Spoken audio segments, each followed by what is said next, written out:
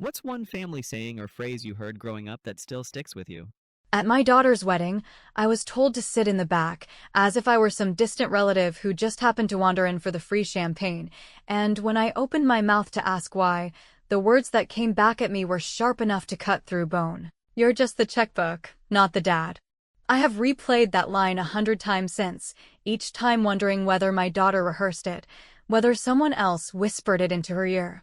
or whether she actually believed that the sum of 2 decades of motherhood could be boiled down to a line on a bank statement. I sat there in my pale blue dress, the one I chose carefully to blend in without drawing too much attention, watching Richard, the stepfather who arrived late to the party of her life, walk my daughter down the aisle while the guests smiled, nodded, and clapped, as if this strange rewriting of history were the most natural thing in the world.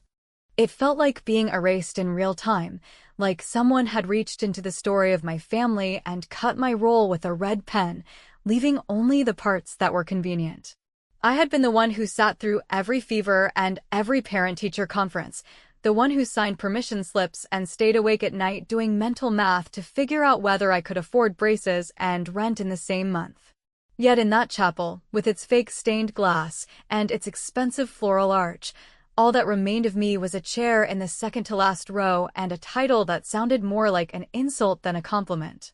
People noticed, of course. You cannot push the mother of the bride into the shadows without sparking whispers. My sister leaned toward me at one point, lips tight, and asked quietly, "Are you all right?" But her eyes darted away before I could even answer. My brother-in-law gave me a look that was half pity, half amusement, as though watching a reality show train wreck he couldn't quite turn off. Even the photographer avoided me, and that stung more than I expected. 45 years old, dressed decently, hair-styled, and yet I was not worth a single candid photo. I could feel the air thicken around me every time someone said the word "dad." The syllables stretched and repeated like a taunt, until I began to wonder if they had planned this spectacle precisely to watch me flinch.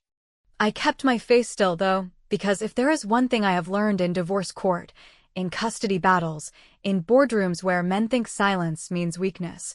it is that nothing unsettles people more than a woman who refuses to give them the satisfaction of a scene. Richard walked her slowly, theatrically, as though he had trained for this moment his entire life, and my daughter, Emily, clutched his arm with a nervous smile that was directed everywhere but toward me. I tried to convince myself that she was just nervous, that brides are overwhelmed, that maybe she thought I would prefer to stay seated, but the words "you're just the checkbook" kept echoing like a drumbeat, and no amount of rationalizing could make them disappear.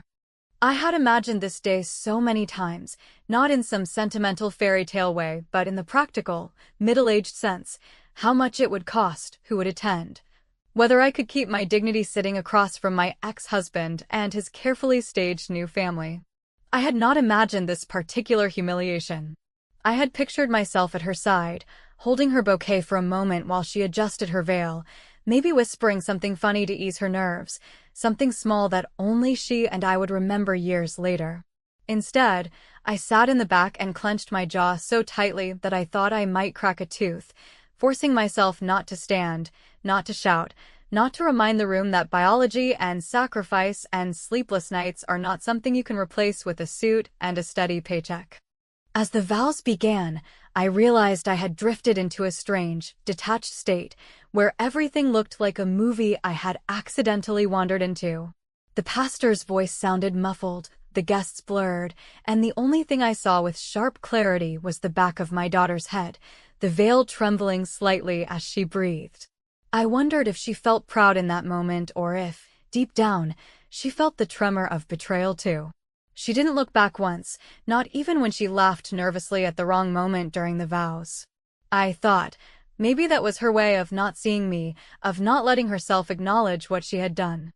By the time the ceremony ended, I had already made a decision. I would not cry in public, and I would not storm out. I would not give my ex-husband, Mark, the twisted satisfaction of watching me unravel. I would sit there, legs crossed, polite smile pasted on my face, and let them think they had staged the perfect performance. But inside, something colder than rage had taken root. It was the kind of silence that is not empty but heavy, like a stone pressed down into the chest. I knew even then that my silence would last longer than any toast or photograph, and that sooner or later, silence would say more than any speech could. When they walked back down the aisle together, hand in hand, I clapped just like everyone else, but in my mind I had already begun writing the first line of a different story, one where I did not beg to be included, one where I let them feel the cost of erasing me. My silence would not end at that ceremony. It would follow them into the reception, into the honeymoon, into every quiet moment when they wondered why something felt missing. And that silence, I thought, might just echo louder than all their applause. The reception began the way expensive receptions always begin, with a carefully choreographed swell of music and waiters who move like synchronized swimmers, with champagne that tastes better because it was paid for by a committee of anxieties and spreadsheets, with polite laughter that hides scorekeeping, and with a master of ceremonies who mispronounced my last name and never corrected himself, which felt like a small omen that fit too neatly with the larger story of the day, so I let it sit there like a pebble in a shoe and decided not to limp. I found my place at a table that might as well have been in the parking lot for how far it felt from the head table, a table dressed in the same linens as the others, but with an unmistakable chill around it. The kind of chill that grows when people at neighboring tables glance over and then turn away, not because they do not recognize you, but because they absolutely do and prefer the easier fiction of not seeing. The photographer circled us, like a shark who has learned to distinguish between the edible and the inconvenient, pausing in long, affectionate arcs around Richard and Emily, catching the sweep of her dress, the shine of his cuff links, the angle of their heads as they leaned in for staged intimacy, and when the lens turned my way for a fraction of a second and then drifted on, I registered the movement as one registers a passing car through a locked window. A flicker that changes nothing and confirms everything. When the toasts began, I braced for a performance and, to his credit, Richard delivered one, opening with a joke about how he had always wanted a daughter and closing with a speech about showing up. That got the kind of applause reserved for men who discover parenthood late and treat it like a philanthropic project, while somewhere in the third act he managed to slide in a line about shoulders she could always stand on, which was elegant in its theft because it implied history without owning the cost of it, and I felt the familiar tug between laughing and standing up to list in the same patient tone I used when Emily was 6, the dental bills, the hurricane of adolescence, the nights spent on a hard chair outside an emergency room when the flu wouldn't break, the mornings when overtime and lunches packed at 4:45 allowed tuition to be paid on time, and all the ordinary domestic heroics that never make it into the photo slideshow because they do not sparkle, they just hold. My ex-husband, Mark, whose talent has always been public comfort at the expense of private labor, laughed at all the right places and squeezed his wife's hand as if they had both been present for every chapter. And when his turn came, he offered a toast that was less a tribute to Emily than a brand-safe narrative about resilience, which is a fashionable word that allows the speaker to center himself as a wise witness while erasing the people who did the work. And I drank my champagne in a steady, unblinking way that probably read as detached poise when in truth it was a refusal to give oxygen to a fire that wanted me to flare. I tried, for a few minutes, to find humor that would not curdle in my mouth, and I located it in the tiny details that weddings manufacture by the dozen. In the way the DJ misread the room and played songs that made the older guests sway out of habit while the younger guests pretended to be ironic. In the way the florist had overcommit to eucalyptus like a lifestyle. In the way the bridesmaids' shoes had already begun their slow, inevitable march under the table, and in the way a toddler near me fell asleep with a bread roll clutched like a trophy, and these observations steadied me because they were true and harmless, and because they reminded me that life is mostly made of small things that keep you from drowning in the large ones. I remembered, too, the afternoon when Emily and I first talked about her imaginary wedding, when she was 9 and the backyard smelled like wet dirt after a storm, and how she said she wanted a dress that made her feel fast rather than delicate, as if she might sprint toward a future she picked herself. I remembered telling her that the best kind of love didn't demand a performance from her, and that if anyone made her feel like she had to audition to be loved, she should lace up those fast shoes and run. And the memory landed on me like a cold cloth laid gently across a fevered forehead, cooling, clarifying, a reminder that the woman in the pale blue dress had not wandered into this room by accident, but had built the staircase that led to it. During the father-daughter dance, which I watched with the same steady face I had worn all day, I felt the temptation to leave rise in me like a tide, but I kept my seat because leaving would have been an admission that their script worked, and I preferred a different genre. One in which quiet choices rearranged the set without anyone noticing until the third act. So I took out my phone, not for a photo I would never look at again, but to open the banking app one had stared at twice that morning. With all the anticipation of a person about to set down a heavy bag, and I looked at the scheduled transfer that would have dropped a very generous wedding gift into a joint account Emily had opened with Nathan. An account that would have been visible to whoever decided to supervise her life under the banner of advice, and I thought about what "you're just the checkbook" meant if I accepted it as a permission slip rather than an insult. And I smiled in a way that held no malice, only the satisfaction of deciding where my work would land.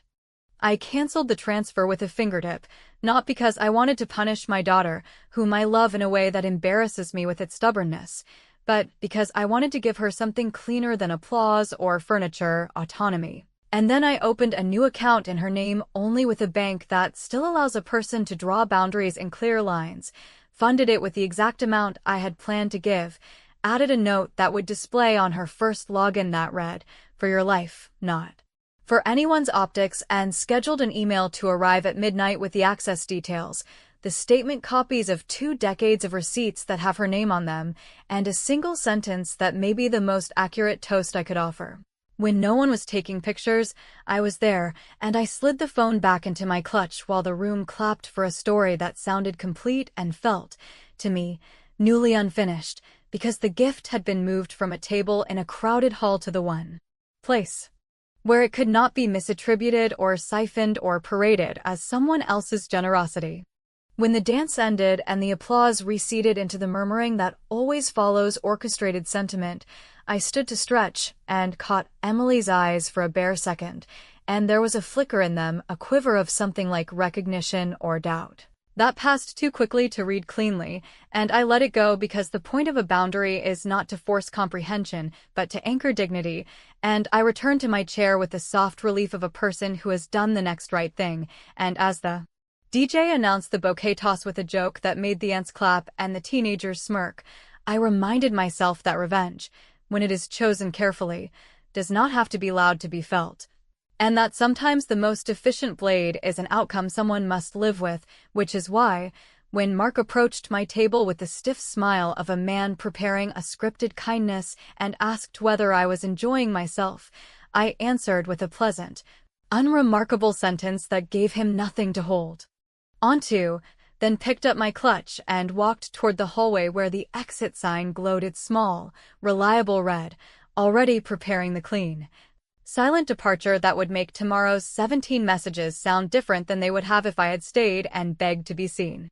I left my chair the way a person leaves a theater during the credits, not rushing, not grandstanding, just gathering the small pieces of themselves that no one else knows how to carry. And if anyone noticed the mother of the bride walking toward the corridor where the flower coolers hummed and the staff leaned on door frames with their sore feet, they pretended they did not. Which suited me because the point of a quiet exit is not to be unseen but to be unneeded, and I had just spent an afternoon being told in a dozen polite ways that my presence was an accessory rather than a foundation, so I put the clutch under my arm, tucked the program into the side of my dress like a schoolgirl hiding a note, and let the music recede as the hallway swallowed me with its mixture of disinfectant, lilies, and the sound of ice machines working past their design intentions. I stopped by the guestbook table, which had been arranged with calligraphed cards and a pen heavy enough to make every signature look ceremonial, and I wrote a message that was neither a poem nor a plea, something simple and precise that would sit there when they flipped the pages during their first quiet fight, during their first long winter evening when the novelty thinned. During some future move when the box labeled Wedding Memories felt heavier than it should, and the sentence, balanced on the line between blessing and boundary, read, when no one took pictures, I was there, which to a stranger might scan as sentimental, but to the people who know the ledger of our life would read like a ledger entry closing a month that ended in the black. The photographer, who had avoided my quadrant all night with the instincts of a man who knows which stories pay his mortgage, was arranging a lineup of college friends for a shot that would look timeless for about a year and a half. And when he paused to switch lenses, I touched his elbow in a way that said I was not a mother about to beg for inclusions, but a client about to specify a deliverable, and I told him I wanted to purchase a second album identical in paper, different in curation, an album for Emily's eyes only that would gather her with her friends, her with her grandmother, her with the women who raised her in pieces, teachers, neighbors, those odd angels who appear in a child's life and never announce themselves. And that this album would not feature the speeches she did not write or the staged embrace that rewrote our history, and I paid in full with a calm hand, gave him the address that exists outside anyone else's household filing system, asked for the invoice to list. Gift from mother, because sometimes documentation is the only way to make the truth future-proof, and watched the way his posture softened not from pity but from recognition that he had been handed a story he could respect. In the office behind the bar, where the venue manager kept contracts in a metal cabinet that clicked like a metronome when it closed, I asked politely for the itemized receipts to be issued in Emily's name rather than the household compound that had appeared on the preliminary drafts, because women learn early that the name on the receipt becomes the name in the narrative. And when the manager nodded and made a note that looked unremarkable but felt like a keystone shifting into a new load path, I understood again that revenge does not need to draw blood when it can quietly redraw paperwork. On my way out, I crossed paths with Nathan, who had escaped to the hallway with the expression of a man who has been celebrated past the point of usefulness, and I congratulated him with a steadiness that probably surprised us both, told him that marriage starts.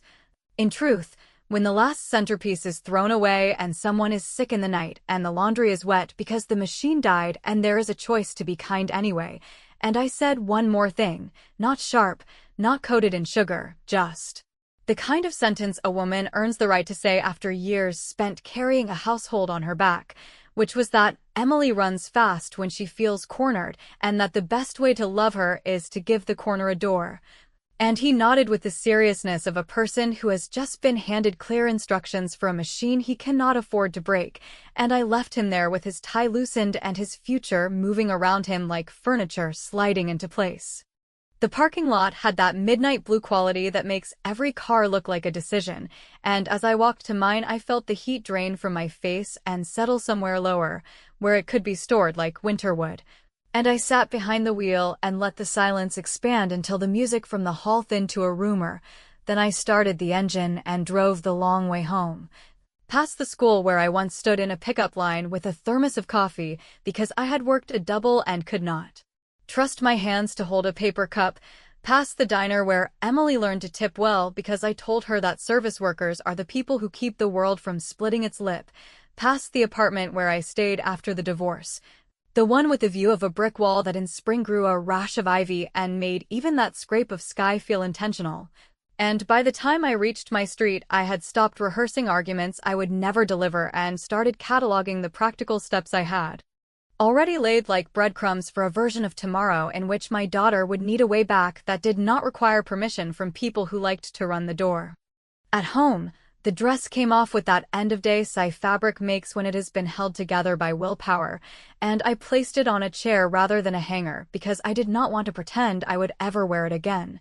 And I washed my face in the kind of deliberate way that erases not just mascara but also the traces of performing composure. Then I checked the scheduled email because the small ritual of confirming a decision helps it click into the spine.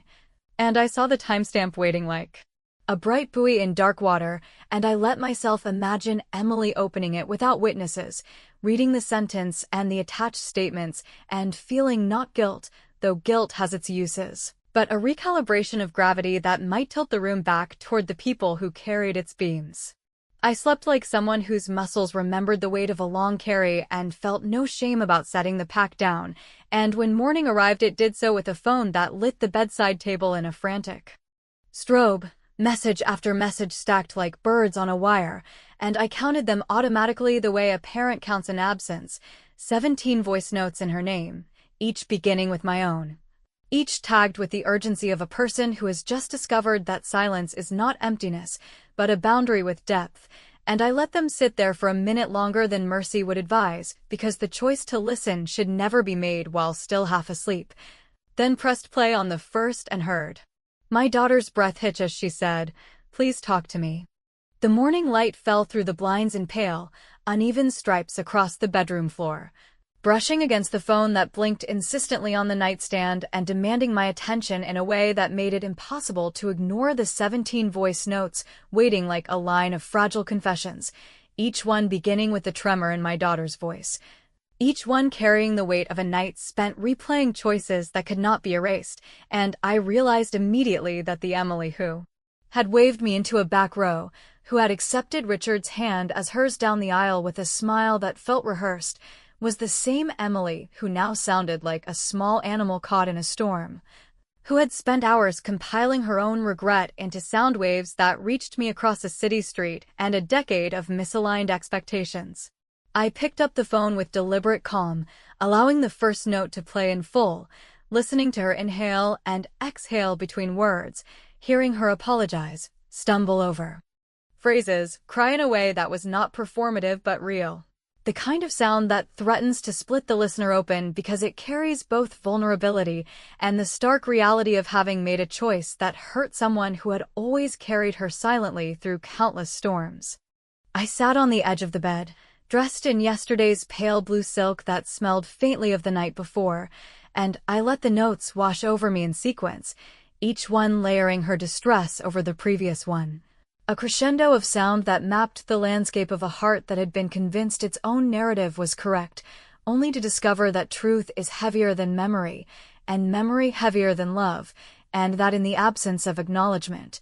even the purest intentions can become sharp instruments. Her first voice note begged for a conversation. The second was an apology mixed with disbelief at her own behavior. The third, a quiet admission that she had never imagined the cost of siding with someone else's idea of a father. The fourth, the tremor of fear, the same fear I had learned to recognize in her eyes as a child when she realized that her mistakes could not be undone. The fifth, a desperate reassurance that she still needed me, that she wanted me, and that the gap between the ceremony and now had expanded into a canyon of words she could not yet bridge in person. I allowed the phone to rest between my palms, feeling the vibration as if it were a heartbeat that was not mine, and I reflected on the weeks and months leading up to the wedding, the conversations I had chosen not to escalate, the emails I had sent carefully, the moments I had spent negotiating my presence as if love could be brokered through schedules and polite reminders, and I recognized with a cold clarity that silence, though often painful, had been my only tool against being co-opted into a story that erased me. My voice had stayed out of the wedding not because I lacked desire to speak, but because speaking at the wrong time would have made me part of a performance designed to minimize my contribution while maximizing appearances. And appearances are a language that only certain people read, which is why, despite all the social smiles, the approval of strangers, and the nods of family who were content to pretend history begins and ends where it suits them, the truth was alive in me and in the phone that now buzzed with the urgency of 17 requests for recognition. As I pressed play on the sixth note, her words shifted from apology to reflection, acknowledging for the first time the invisible hours I had invested, the quiet sacrifices, the missed opportunities for personal freedom that had allowed her dreams to feel uninterrupted. And I could hear in the spaces between her sentences that she was grappling with the dissonance of her love for Richard and the realization that love is not a zero-sum game, that including me does not diminish him, that acknowledgement is not a threat but an inheritance, and yet she could not say this in person because her own pride and the expectations instilled by her stepfather's careful guidance had made her deaf to the most obvious truth. that I had always been present in every way that mattered, even when no one applauded. The seventh note was almost unbearable, a string of sobs and whispered pleas, repeating her earlier confessions in a different cadence, like a child practicing a difficult lesson until the words become familiar enough to stomach. And I felt the impulse to respond, to say something that would absolve her of fear and yet make clear that my trust could not be turned on and off like a faucet, that forgiveness is an architecture built over time, not a single act of declamation, and that clever, strategic silence has a weight far beyond any shouting, any confrontation. I let the eighth and ninth notes play without interruption, observing the rhythm of her voice, the way she paused before the word please, the way she trailed off at the end of each sentence. The subtle gasps that indicated both desperation and recognition that she had miscalculated the scale of my patience. Each note felt like a hand extended across a chasm, and yet, as I listened, I understood that my response would have to be measured, deliberate, a reward for her acknowledgement, but not a surrender to impulse. By the time the last voice note played, I had made a decision that would frame the next chapter of our relationship, one that balanced empathy with a quiet assertion of my agency. I allowed myself to sit with the emotion, to let the echo of her cries fill the room without responding, knowing that my silence carried lessons that words alone could not convey, that my presence, though absent in the hall, was tangible in the consequences she now confronted, and that the careful, deliberate boundaries I had constructed over years of sacrifice were not to be broken by fear or remorse alone. The phone lay on my lap, the blinking light finally softening, and I realized that I was no longer simply the mother who had been marginalized at her daughter's wedding, but the architect of the truth that she could not yet fully grasp, and that tomorrow, when she pressed again for a conversation, she would do so with the awareness that reconciliation is earned, that love is demonstrated, and that the most powerful responses are sometimes the ones left unspoken until the listener is ready to hear them. The day unfolded with the quiet tension of a room full of unsent letters, each minute stretching like an hour and each hour pulling me closer to a decision that carried the weight of years I had spent balancing love, disappointment, and careful observation. And I found myself staring at my reflection in the bedroom mirror, noting the faint lines that had deepened over sleepless nights and the softness in my eyes that had always betrayed my resolve when I allowed myself to feel the full scope of my sacrifices, and in that reflection I recognized the paradox of motherhood, which is that you can give everything, remain unseen, and still carry the power to shape a life with what is withheld rather than what is offered. And I realized that today I had to decide whether silence would continue as my instrument or whether I would translate it into words that carried both consequence and clarity. Emily's messages, 17 in number, had not stopped, and each one vibrated with a desperation that was raw and unpolished, unlike the rehearsed smiles at the wedding. And I could hear in her voice the echo of all the guidance she had absorbed from Richard, and the subtle notes of guilt that marked the collision between what she had been taught and what she had experienced in truth. And as I listened again to the final voice note where she whispered, "Please talk to me, I need you," I chose wrong. I understood that this moment was not about absolution but about measurement, that every word she had spoken was a plea for recognition that had been denied her by her own misjudgment, and that my response, however brief or elaborate, would serve as a pivot not just for the day, but for the narrative of our shared history. I considered the last 10 years, all the times I had been the invisible pillar, the nights spent organizing her schedule while maintaining the illusion of ease, the hours of compromise, the financial and emotional scaffolding that had allowed her life to feel uninterrupted, and I felt the full force of the injustice delivered at her wedding. The orchestrated sidelining that had been couched in the polite language of logistics and sentimentality, and I realized that the strength of a mother is measured not only in the moments she intervenes, but in the ones she chooses to observe quietly, allowing others to reveal their true characters while she remains both a witness and a gatekeeper. I drafted my response in my mind repeatedly, weighing words against consequences, understanding that a careless sentence could flatten months of silent teaching or, conversely, That a carefully constructed reply could open a path for reconciliation while maintaining the integrity of the boundaries I had spent decades establishing. And I thought about the way Emily had looked at me during the brief moments at the reception when our eyes met, those microseconds that were a mixture of guilt, confusion, and recognition, and I acknowledged that her tears, although genuine, were complicated by the influence of others who had sought to frame her perception of family in a way that favored convenience over truth. After several hours, I opened a blank message, my fingers hovering over the keyboard as though the act of typing itself required negotiation between mercy and strategy, and I realized that my words had to achieve multiple aims. They had to acknowledge her pain without endorsing her misjudgment. They had to assert the value of presence over performance, and they had to convey that love, though enduring, is not infinitely malleable, that it demands awareness and engagement, and that the lessons of accountability cannot be replaced by mere apology or urgency. I reflected on the principle that the most effective form of communication, especially in a family, is neither reaction nor indulgence, but the deliberate delivery of insight in a way that reshapes behavior and perspective while leaving room for personal reckoning, and I understood that in this moment I wielded precisely that form of influence, calibrated not by emotion alone, but by history, observation, and the enduring architecture of motherhood.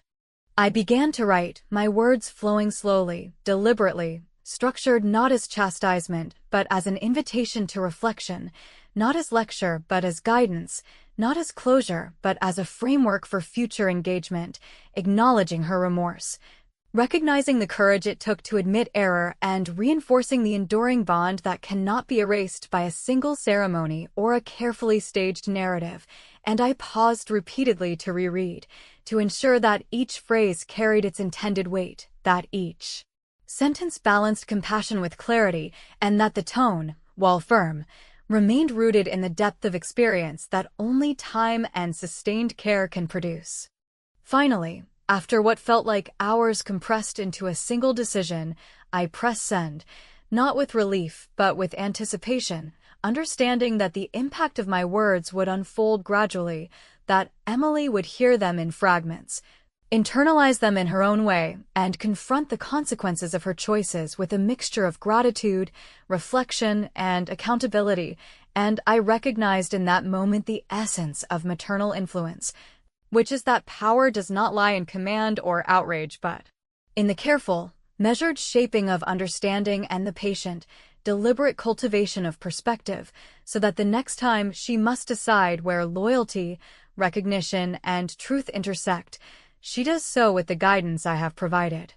visible only in its effects, resonating quietly but profoundly, leaving both of us changed yet intact.